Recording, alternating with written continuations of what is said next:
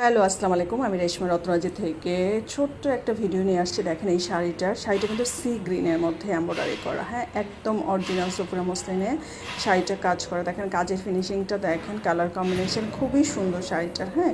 এইটা কিন্তু পাড়ের অংশটা দেখেন এভাবে কিন্তু কাজটা করা। আর ভিতরে কিন্তু ছোটো ছোটো করে এরকম করে এমব্রয়ডারি করা এবং খুবই সুন্দর কালার কম্বিনেশন, হ্যাঁ, খুবই সুন্দর কালার কম্বিনেশনটা।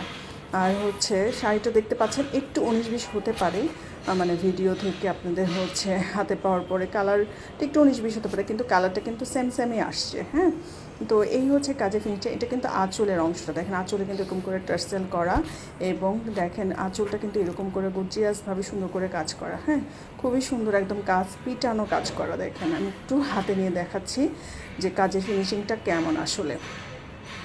মানে শাড়িটা কিন্তু খুবই সুন্দর, মানে কালার থেকে শুরু করে কাজের